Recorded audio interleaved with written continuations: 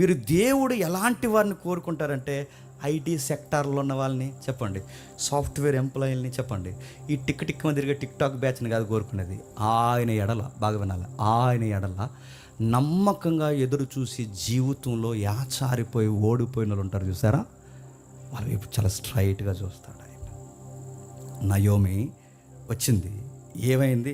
పేద విధవరాలు, పేదోళ్ళు. ఇప్పుడు ఆ పేద విధవరాలకి మళ్ళీ పేద విధవరాల్లో పేద కోళ్ళు, ఆవిడెవరు? రూతమ్మ.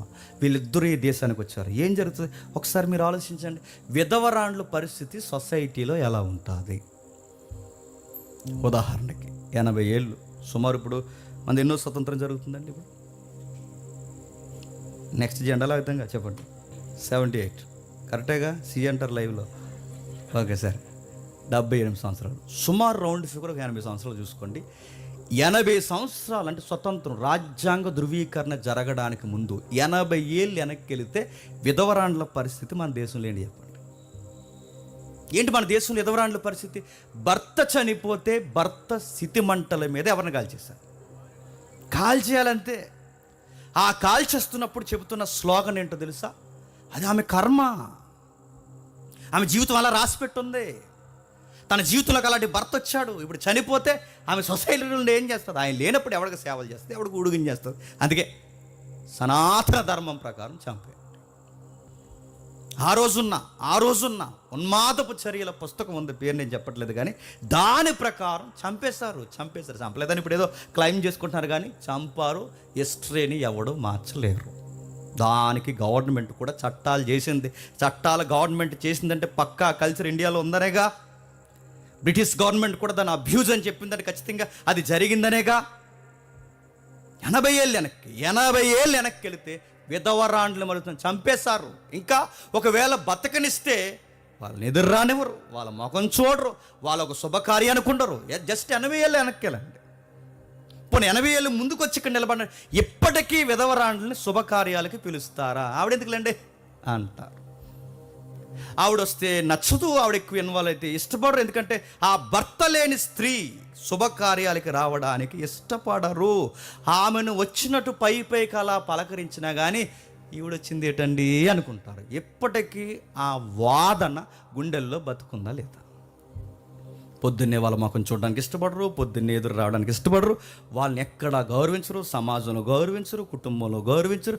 ఒక్క మాటలో చెప్పాలంటే ఈ పదం అంటున్నాను, వాళ్ళు లెక్కల్లో లేని మనుషులు. కామెడీ కనుకోవాలంటే ఆటలు అంటి పండు అలంతే. వాళ్ళని పెద్ద ఏం పట్టించుకోరారు. 80 ఏళ్ళు వెనక్కి వెళితేనే ఇంత దారుణంగా ఉంటే ఇప్పుడు మీరు వెనక్కి రండి.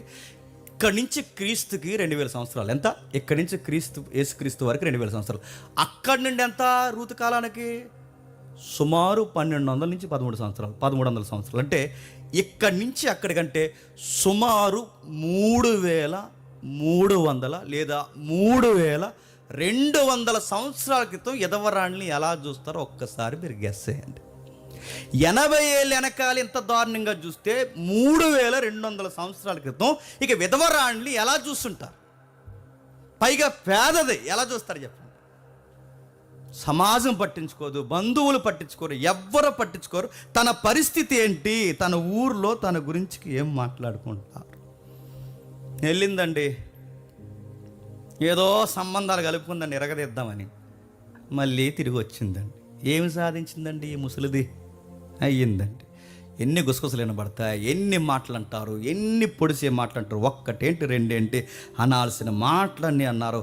అలాంటి టైంలో మీకు గుర్తుపెట్టుకోండి, ఒక ఊర్లో ఒక పేద విధవరాలు, బాగా వినాలి, ఒక ఊర్లో ఒక పేద విధవరాలు, పనికి రానిది, దేవుని ఆజ్ఞకు వ్యతిరేకంగా వెళ్ళిపోయి మరో దేశంలో తెస్టేసి మళ్ళీ తిరిగి వచ్చిన ఒక పేద విధవరాలు ఒక పల్లెటూరులో మూలన అక్కడుండి నా బతుకేంటని వేసారిపోయి చూస్తున్న టైంలో తన లైఫ్లోకి దేవుడు ఇన్వాల్వ్ అయ్యాడంటే మీకేమనిపిస్తుందో నాకు తెలియదు, కానీ నా వెంట్రుకలు ఒకేసారి ఇలా లేచినట్టు అనిపిస్తుంది. మీకేమనిపిస్తుందో నాకు తెలియదు. అరే వీళ్ళు ఎవర్రా అంటే వాళ్ళు చెప్పుకోదగ్గ స్త్రీలు కాదు. వాళ్ళు ఎవర్రా అంటే సొసైటీలో వాళ్ళకంత బెంచ్ మార్క్ ఏమీ లేదు. వాళ్ళు ఎవర్రా వాళ్ళ గురించి చెప్పుకోవడానికంటే వాళ్ళ ఐటీ సెక్టర్లో పనిచేసే స్త్రీలు కాదు, వాళ్ళ సాఫ్ట్వేర్ ఎంప్లాయీస్ కాదు, వాళ్ళు హై ఎడ్యుకేటెడ్గా ఉన్న పీపుల్స్ కాదు. వాళ్ళు ఎవరో చదువులేనిది, అంతంత మాత్రమే జీవితం జీవించేది. గుప్పడి మెతుకులు ఈ రోజు ఉంటే మళ్ళీ 4 రోజుల తర్వాత ఏంటో అడ్రస్ లేనిది, పరగేరుకుంటే కానీ బతుకు లేని ఒక ఆడది. రేపొద్దున ఎలా బతకాలో తెలియని, దిక్కు మక్కు తెలియని, గ్యారంటీ లేని ఒక అభాగ్యురాల జీవితం. అలాంటి లైఫ్లోకి దేవుడు ఇన్వాల్వ్ అవ్వడం కాదు.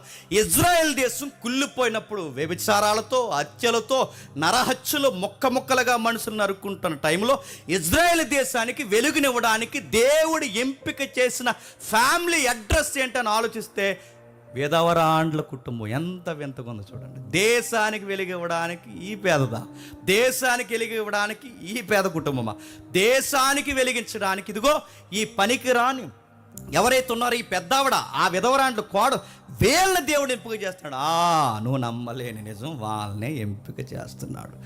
దేవుడి కార్యాలు ఎలా ఉంటాయో తెలుసా? మనం అనుకుంటాం రాజుల కుటుంబం నుంచో, మోతుబర్ల కుటుంబం నుంచో, ఎక్కడి నుంచి రారు, వాళ్ళు వచ్చిన తినంగా సేవ చేయరు. ఎవరు కావాలో తెలుసు దేవుడికి. మళ్ళీ చెప్తున్నాను, నలిగిపోయి జీవితంలో యాసారిపోయి గుప్పడి మెతుకుల కోసం ఏడ్చే వాళ్ళు ఉంటారు చూసారు, లగ్జరీ అంటే తెలియని వాళ్ళు ఉంటారు చూసారా, వాళ్ళు ఉంటారండి దేవుని కోసం. వాళ్ళు ఉంటారండి లైఫ్లో దేవుని కోసం నిలబడ్డారు. వాళ్ళతో మాట్లాడుతున్నాడు దేవుడు. 80 ఏళ్ళు వెనకాలే పరిస్థితులు ఎంత ఘోరంగా ఉంటే అని అడుగుతున్నాను. రూతు గ్రంథం చదువుతున్నప్పుడు విచిత్రంగా అనిపిస్తుంది. ఆ పుస్తకాన్ని మనం చదువుతుంటే ఎన్నిసార్లు చదివినా ఆశ్చర్యం. ఆమె గురించి మాట్లాడుకుంటే ఒక మాట నేను చెప్తాను. తప్పు చేసిందండి ఆవిడ. ఏం తప్పు చేసింది? వాక్యానికి వ్యతిరేకంగా వెళ్ళి తప్పు చేసింది. వాక్యానికి వ్యతిరేకంగా వెళ్ళిన మొట్టమొదటి తప్పు, నీ దేశాన్ని వదిలడం దైవికమైన తప్పు. రెండవ తప్పు, నీ కొడుకులకి వాళ్ళని ఇచ్చి పెళ్లి చేయడం రెండవ తప్పు.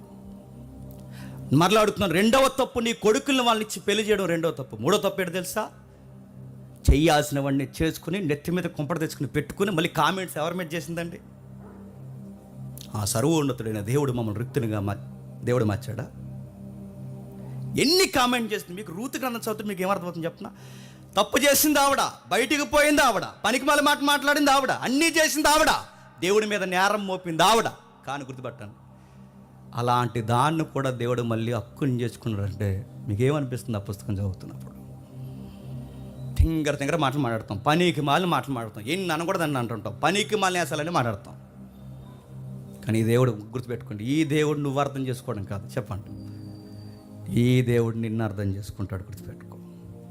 నువ్వు పెద్ద ఏదో దేవుడు అర్థమైపోయాడని పెద్ద బిల్డప్ ఇస్తావు కానీ చెప్పండి, నీకు దేవుడు అర్థం కాలేదు. నీకు దేవుడు అర్థం కాలేదు. అర్థం కాలేదనడానికి ఇదిగో నయోమి నీకు నీకు నీకు నీకు పురుషులకి, స్త్రీలకి, అందరికీ ముంగుర్తు చెప్పు దెబ్బలాగా మన క్యారెక్టర్ అక్కడ కనబడుతుంది. చూడండి, ఏమైంది వెళ్ళింది, కొడుకులకి ఇచ్చి పెళ్లి చేసింది. చేయకూడదంటే చేయకూడదు. ఒకసారి చూడండి, ద్వితీయోపదేశకాండం 23వ అధ్యాయం, ద్వితీయోపదేశకాండం 23వ అధ్యాయం. ఆమె చేసిన మిస్టేక్స్. ద్వితీయోపదేశకాండం 23వ అధ్యాయం 3వ వచనం నుండి, ద్వితీయోపదేశకాండం 23వ అధ్యాయం 3వ వచనం నుండి, అమోనీయుడే కానీ మోయాబీడే కానీ యెహోవా సమాజంలో చేరకూడదు. వారిలో 10వ తరము వారైనను ఎన్నడును యెహోవా సమాజంలో చేరకూడదు. ఎలయనగా మీరు ఐగుప్తీ దేశంలో వచ్చుచుండగా వారు అన్నపానములు తీసుకొని మిమ్మల్ని ఎదుర్కొన రాక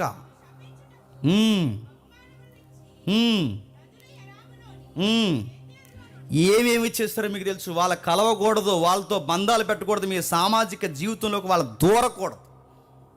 అదే ద్వితీయోపదేశకాండం 7వ అధ్యాయం ఇంటికి వెళ్ళిన తర్వాత చదవండి. 3-4 వచనాలు కలిపి ఉంటాయి. అదే ద్వితీయోపదేశకాండం 7వ అధ్యాయం 3-4 వచనాలు చదవండి. ఈ వచనాలు ఆవిడ దాటిపోయిందా లేదా? దాటింది.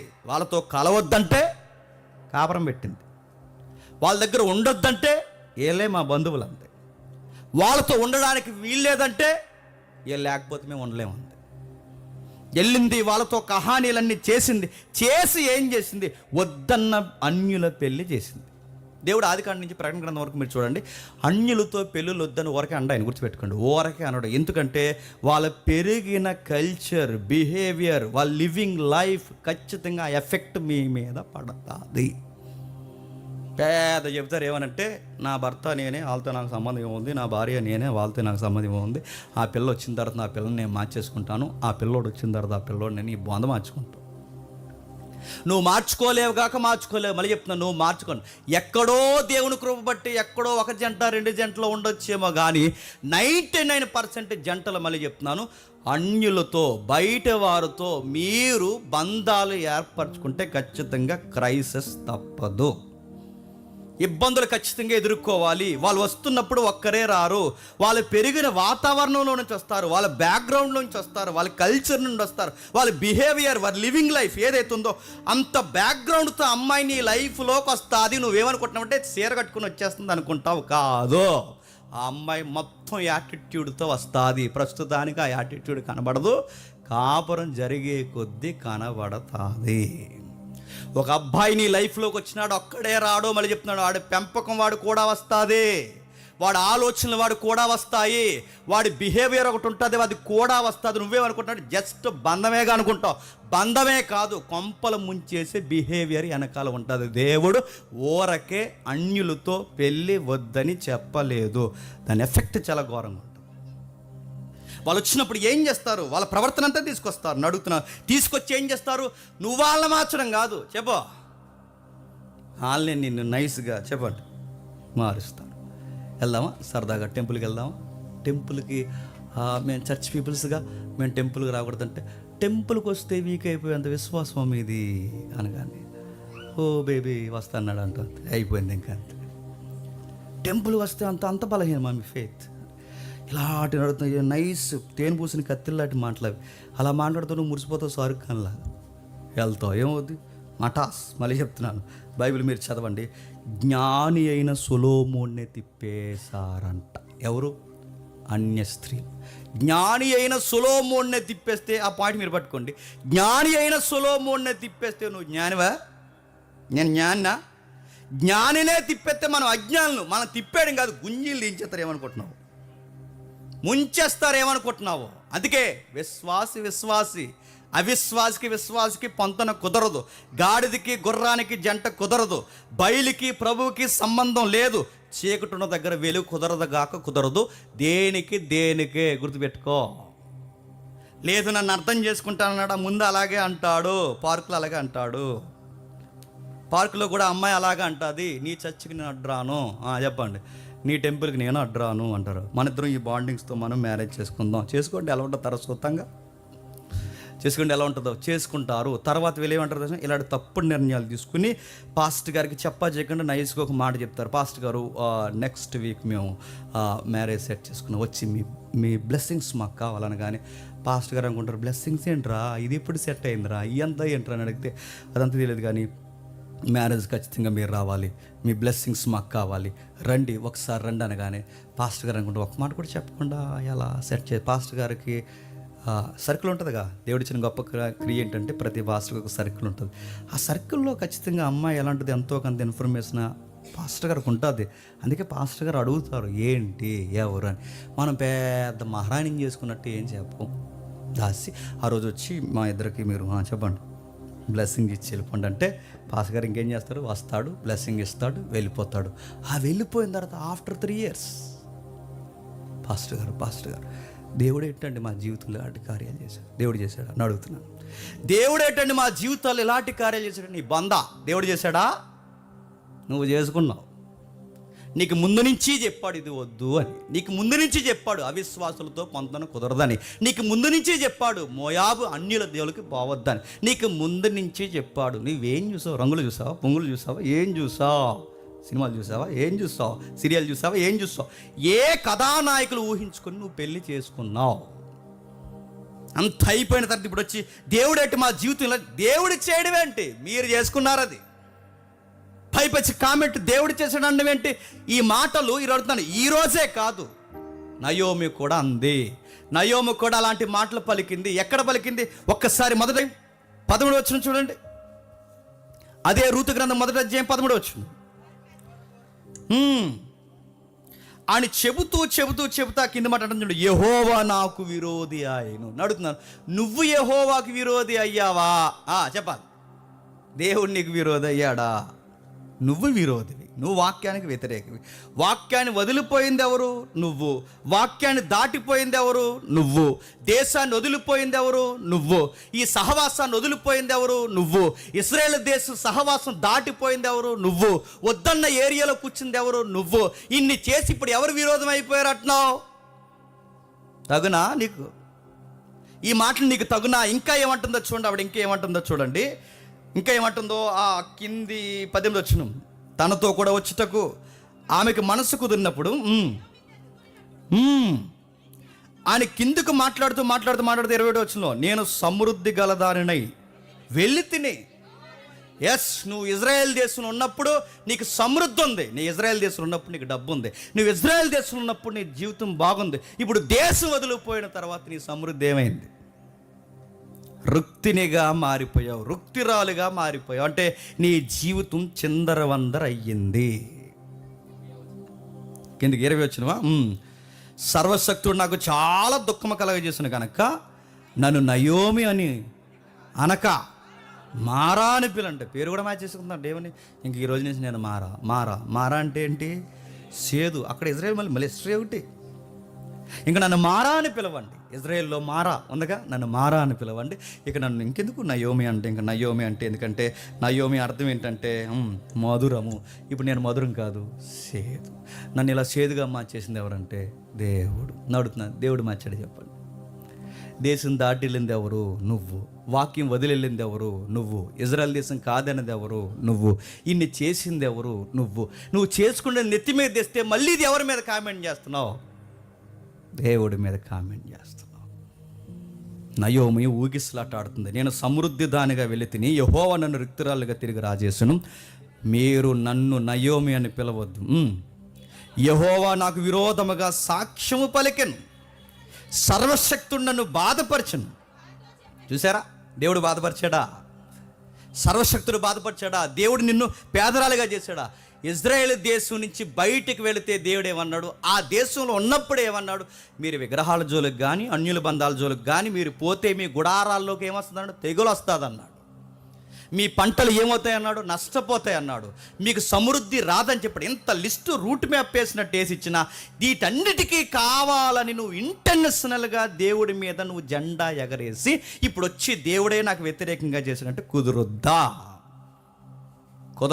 కుదరదు. చాలామంది చేసే తప్పుల్లోకి తప్పేడు చెప్పిన, మనం తీసుకున్న నిర్ణయాల వల్ల మనం నష్టపోయి నష్టం మాత్రం ఎవరి మీద వేస్తాం చెప్పండి. అంతా దేవుడే చేశాడండి. మనం తీసుకున్న నిర్ణయాలు మనం నష్టపోయి ఆ నష్టాన్ని దేవుడి జాబితాలు వేస్తాం. సంవత్సరం అంతా వీడు చదవలేదంట, టిక్టాకులతో సరిపోయిందంట. వీడికి ఎగ్జామ్స్ వస్తాయట, ఆ టైంలో వీడు ఏమీ రాయలేదట. గొప్ప ఉద్యోగ విశ్వాసలోకి వచ్చి దేవుడు నాకు పరీక్షల్లో సాయం చేయలేదన్నాడంట. చేస్తారా? నువ్వు ఖాళీగా తిరిగి చేస్తారు. నువ్వు చదవకుండా తిరుగు, నీకు సహాయం చేస్తున్నావు. ఈ తప్పు ఎవరిది? నువ్వు ఫెయిల్ అయిపోవడానికి. నువ్వు చదవ, నీ ఒళ్ళు బతకం. నువ్వు చదవకపోవడం నీ ఒళ్ళు బతకం. ఏడాదంతా గాలి తిరిగి ఇప్పుడు ఎగ్జామ్స్ వచ్చే టైంకి నేను సరిగ్గా చదవలేకపోయినా పాస్. దేవుడు నాకు ఈ సహాయం ఏం చేయాలంటే నువ్వు చదవకపోయినా నీ ఇష్టం వచ్చినట్టు గాలి తిరిగింది. ఇప్పుడు నీకు ఆన్సర్ షీట్ ఎక్కడి నుంచి వచ్చేయాలి? అరే ఇది నీ నష్టం, నీ తప్పు. సొసైటీలో ఇన్ని కామెంట్స్ దేవుడి మీద చేసేది లేరండి. మాకు ఎందుకు జరుగుతుంది, మాకు ఇలా ఎందుకు జరుగుతుంది, మా ఉద్యోగాల్లోనే ఎందుకు ఇలా జరుగుతున్నాయి, మా వ్యాపారాల్లోనే ఎందుకు జరుగుతున్నాయి, మా కుటుంబంలోనే ఎందుకు ఇలా జరుగుతున్నాయి? ఎందుకు జరుగుతున్నాయి? మీ నిర్ణయాలు తలతిక్కలు వ్యవహారాలు కనుక మీకు జరుగుతున్నాయి. దేవుని వాక్యానికి విరుద్ధమైన కార్యాలు కనుక జరుగుతున్నాయి. వెంటనే ఫీల్ అయిపోతారు. ఏమని చెప్పనా? ఆ రోజు యోబు గారికి వచ్చిన శ్రమలో చెప్పండి. ఇప్పుడు మాకు వచ్చిన యోబు తర్వాత ఎవరైనా ఉన్నారంటే అంత గొప్ప శ్రమలు అనుభవించేది చెప్పండి. అంత సీన్ లేదు. యోబుకి చెప్పకుండా ఆయన సిగ్గుపడిపోతాడు. యోబు తర్వాత మీరు కాదు, యోబు తర్వాత నేను కాదు, యోబు తర్వాత ఎవరో కాదు, యోబు తర్వాత ఎవరు లేరు. మళ్ళీ ప్రభు అయిన యేసుక్రీస్తుని పక్కన పెట్టండి. యోబుతో పోల్చుకోవడానికి మనకి ఆయనకి పోలిక కుదరదు. మనకు శ్రమలు వచ్చాయంటే గుర్తుపెట్టుకోండి, మెజారిటీ మన శ్రమలు మనం తీసుకున్న తప్పుడు నిర్ణయాల వల్లే వస్తాయి. ఇది మీరు ఒప్పుకున్నా ఒప్పుకోకపోయినా 100కి చెప్పండి మీదే తప్పు, మందే తప్పు. అందుకే నయోమి చేస్తున్న తప్పు ఇన్ని తప్పులు చేసింది. ఇప్పుడు విషయం గమనించండి. ఎవరి మీద నిందలేసిందండి? ఎవరు రిక్తుడిగా చేశారంది? మళ్ళీ చెప్తున్నాను, నా బిడ్డలను ఎవరు చంపేశారందండి? నన్ను విధవరాండ్లుగా చేస్తారని ఎవరినందండి? నిందలన్నీ ఎవరి మీద మోపిందండి? చేసిందంతా ఎవరండి? తిడుతున్నది ఎవరినండి? నష్టం ఎవరిదండి? ఆ నష్టం ఎవరి మీద గెంటేస్తుందండి? మొత్తం మీద ఎవరిని కార్నర్ చేసిందండి?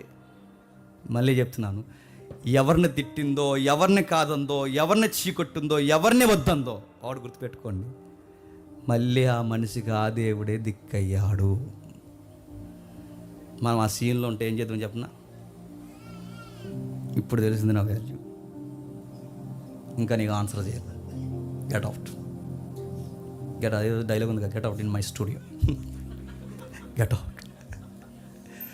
అలా చెప్పకూడదు. దేవుడు ఎలా చెప్పాడు చూడండి. దేవుడు అన్నాడు, ఏమన్నా తెలుసా? దేవుడు అంటున్నాడు, ఒకటి గుర్తుపెట్టుకో, నేను మళ్ళీ చెప్తున్నాను, గాడ్ ఈజ్ రిమైండ్ యూ. నేను ఇంకా రక్షించడానికి చూస్తున్నాడు. నేను ఇంకా, మన దేవుడు ఎలాంటో చెప్తున్నా, నాకు ఆ మాటలు చదువుతున్నాడు ఏడుపు వస్తుందంటే, నేను వాక్యానికి వ్యతిరేకంగా వెళ్ళిపోయినా, నేను పరిశుద్ధాత్మకు వ్యతిరేకంగా వెళ్ళిపోయినా, నేను సంఘానికి వ్యతిరేకంగా వెళ్ళిపోయినా, ఆయన నిర్ణయాలకు వ్యతిరేకంగా వెళ్ళిపోయినా, నేను ఎంత చేసి చివరికి ఆయనే నా జీవితాన్ని ఇలా చేసేసాడని నేను నిందలేసిన. ఒక్కసారి మళ్ళీ వెనక్కి తిరగాల వస్తాయి. అవన్నీ పక్కకు కట్టేసి దేవుడు అంటాడు, వెల్కమ్ మై సన్, రా. అందుకే ఈయన ఏమంటారు తెలుసా? లవింగ్ ఫాదర్ అంటారు. ఆయన ప్రేమగల దేవుడు. ఆ ప్రేమగల దేవుడు ఏమి గుర్తుపెట్టుకోడు, ఏం గుర్తుపెట్టుకోడు. దైవ ప్రేమలో ఉన్న గొప్ప విషయం ఏంటి చెప్పిన? జరిగిన విషయాలు పక్కకు తోసేస్తాడు. రా, నువ్వు రావడమే కావాలి. తప్పిపోయిన కుమారుడు వెళ్ళిపోయి తిరిగి వస్తున్నప్పుడు ఏమీ ఆలోచించకుండా, ఎదవా, ఇప్పుడు తెలిసిందిరా నీకు, పనికి మాలిన ఎదవ, డబ్బుట్టుకు వెళ్ళిపోయి వ్యభిచారాలు తిరిగో, పనికి మాలి పనులని చేసు, వచ్చా ఎదవ, 4 రోజులు అన్నం పెట్టకండి ఎదవకి అన్నాడా? ఆడికి వెళ్ళిన తర్వాత పరుగుని వెళ్ళిపోయి కాళ్ళు తనుకుని వెళ్ళిపోయి ఆ కొడుకుని ఇలా పెట్టుకుని మెడ మీద పడి ముద్దు పెట్టి, నేను ఎప్పటి నుంచి చదువుతున్నాను, ఆ ఇమేజ్ నాకు దొరకట్లేదు. మెడ మీద పడినప్పుడు ఆ ఇంగ్లీష్ పిక్చర్ నాకు దొరకట్లేదు, ఎప్పటి నుంచి ట్రై చేస్తున్నా ఇంట్లో పెట్టుకుందామని. ఆ మెడ మీద పడినప్పుడు అండి వాళ్ళ ఫాదర్ హక్ చేసుకుని ఇచ్చిన కిస్ అది ఉంటుంది, ఆ స్టాంప్ ఇక్కడ పడుతుందండి ఆ అబ్బాయికి. అంటే ఆడు ఎంత మురుకోడైపోయాడు మీరు చూడండి.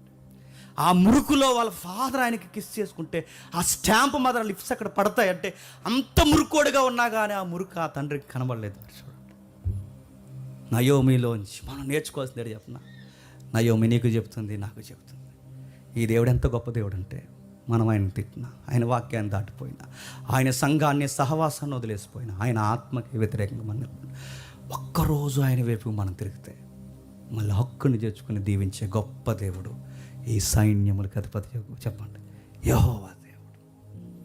చేర్చుకున్నాడు, నిజంగా జరిగించాడు.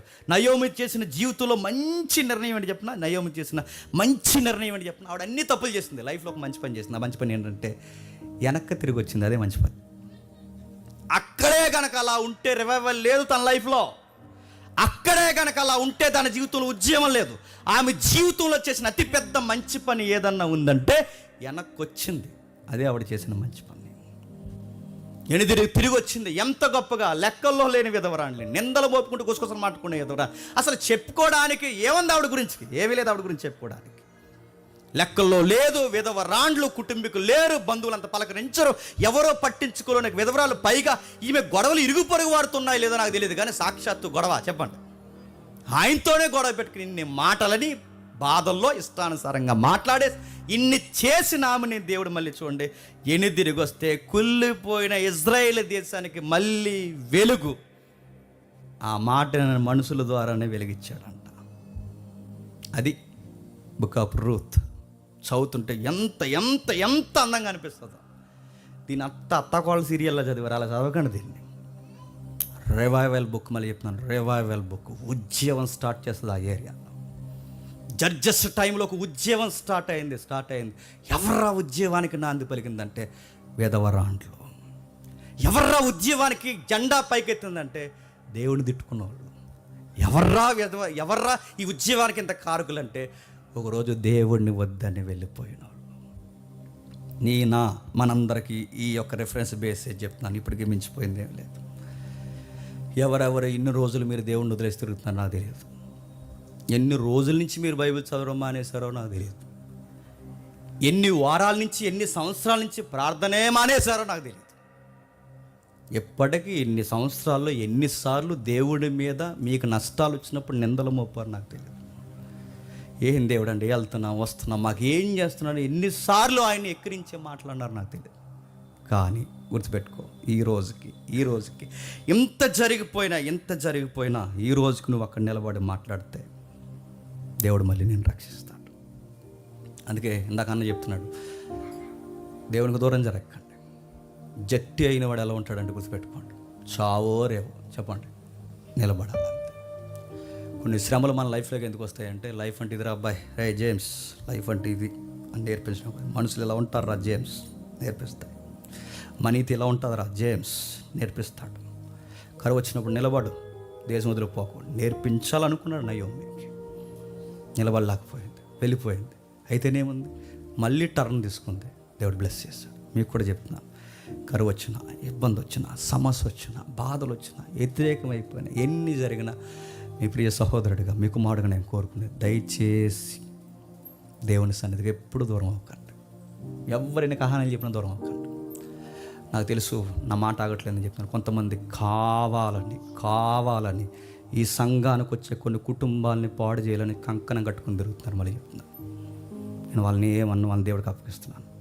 నేను మళ్ళీ చెప్తున్నాను, వాళ్ళని దేవుడికి అప్పగిస్తున్నాను. వాళ్ళ భవిష్యత్తుని దేవుడే నిర్ణయించుకాక. కానీ గుర్తుపెట్టుకుని, వాళ్ళు ఏదో వ్యతిరేకంగా వెళ్తుందో నాకు కాదు, వాళ్ళు వ్యతిరేకంగా మాట్లాడుతుంది నాకు కాదు. నా ఆలయమును పాడు చేసిన వారిని చెప్పండి, ఇది శాపం కాదు, ఫ్యూచర్. మళ్ళీ చెప్తున్నాను, వ్యతిరేకంగా వెళ్ళినోడు ఎవడో బాగుపడ్డాడు, ఎనిదిరిగి వచ్చిన వాళ్ళే బాగుపడ్డారు. నయోమి లైఫ్లో మనం నేర్చుకోవాల్సింది, ఎనిదిరిగి రండి. ఎక్కడెక్కడికి వెళ్ళారు, ఎంత దూరం జరిగారు, ఏమేమి చేస్తున్నారు నాకు మళ్ళీ వెళ్ళండి. దేవుని సందులో మోకాళ్ళు వేయండి, ప్రైడ్ఫుల్గా ఉండండి, బైబిల్ చదువుకోండి, ఆకాశం వైపు చేతులు ఎత్తండి. దేవా మళ్ళీ వచ్చాం, నీ బ్లెస్సింగ్స్ మాకు కావాలయ్యా, లేని కామెంట్స్ చేసామని అడగండి. ఈ ప్రేమ గల దేవుడు, ఈ కరుణామయుడైన దేవుడు, నువ్వెన్నన్నా గుర్తుపెట్టుకోకుండా మనిషి కాడు కనుక మర్చిపోయే దేవుడు నేను ఖచ్చితంగా ఆదరిస్తాడు. నయోమిని చూడండి, రూతమ్మని చూడండి. నెక్స్ట్ పేజ్ మనకు స్టార్ట్ అవుద్ది నెక్స్ట్ వీక్. రూతు పేరుకు తగ్గ అమ్మాయి అండి. రూత్ అంటే ఏంటో తెలుసా? సౌందర్యము, బ్యూటీ. తను ఎలా ఉంటుందో నాకు తెలియదు, కానీ అని అడిగితే ఎలా ఉందని చెప్పింది. ఒకసారి జీవిస్తున్నప్పుడు అమ్మాయి ఎలా ఉంటుందో తెలియదు, కానీ చూసిన వెంటనే తను శారీరకంగా బాగుంటుందో లేదో నాకు తెలియదు, కానీ అదిగో అలాగే ఊహించుకుని చదవండి పుస్తకాన్ని. బాగుంది కదా? ఆ గోధుమ శనగల్లో ఆ ఎన్నులు ఏరుకుంటూ బ్యూటిఫుల్ లైఫ్ అంటే అంతే. అవన్నీ పక్కన పడేసి ఒక వృద్ధురాలు కొరకు తన లైఫ్ని రిస్క్లో పెట్టింది చూసారా? అది సౌందర్యం అంటే. లింగులింగమని 10వ తరగతి పాస్ అయ్యేసరికి 2 గిన్నెలు కడగవంట అన్నదట. షట్, నేను గిన్నెలు కడగాల? స్టూపిడ్ మాట్లాడకండి, అయ్యే వద్దు. ఆ అమ్మాయిని చూడు, తల్లి లాంటి దాన్ని ఎంత గౌరవిస్తుందో చూడు. ఆ బ్యాగ్ పక్కడేసి ఆ సీప్ పెట్టుకుంటే చూడు, ఏం మాట్లాడుతున్నావు? ఇట్స్ మీ, నేను సీప్ పెట్టుకోవాలి. అయ్యే వద్దు, ఆ అమ్మాయిని చూడు, అంత అందగత్తే, చక్కటి పిల్ల, ఎండలోకి పోయి ఆ గోధుమలేరి తన తల్లి లాంటి అత్త కోసం అంత కష్టపడుతుందంటే నేను అనుకుంటాను సౌందర్యం అంటే ఆ బయట కనబడుతుంది కాదు, కానీ తన మైండ్లో ఉంది చూసారా థాట్స్, అది సౌందర్యం అంటే.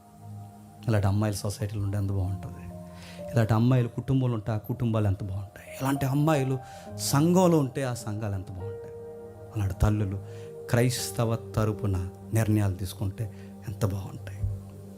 నెక్స్ట్ వీక్ చూద్దాం రూతమ్మ చరిత్ర. మీరు రూత్ అనగానే సమంత రూత్ని జ్ఞాపకం చేసుకోకండి. మా టాస్ అయిపోయింది, ఎందుకంటే స్టార్టింగ్ ఆ అమ్మాయి పెళ్లి చేసుకున్నప్పుడైనా అనుకున్నా రూతు పుస్తకంలో ఏది జరగకూడదో చెప్పండి, ఆమె లైఫ్లో అదే జరిగింది. నేను ఫస్ట్ థాట్ నేను చూసినప్పుడు ఎక్కడికి వెళ్ళకూడదు అక్కడికి వెళ్ళింది, ఏది చేయకూడదు అది చేసింది, చివరికి దేవుడిని వదిలేసింది, పూర్తిగా దేవుడే కనుమరుగైపోయాడు. లైఫ్ ఏమైంది? నేను తన శాపం పెట్టట్లేదు, ఎందుకంటే బయట వాళ్ళు కూడా మనకు అనవసరం. నీ పేరేంటి, నీ తీరేంటి, నువ్వు చేస్తున్న పనులేంటి, నీ కామెంట్స్ ఏంటి, మీ క్రిస్టియన్ లెగసీ ఏమైపోయింది? ఈ దేవుడు అంటే ఎలకొలం అనుకుంటున్నారేమో, మెల్ల కనబడుతున్నాడు అనుకుంటారేమో.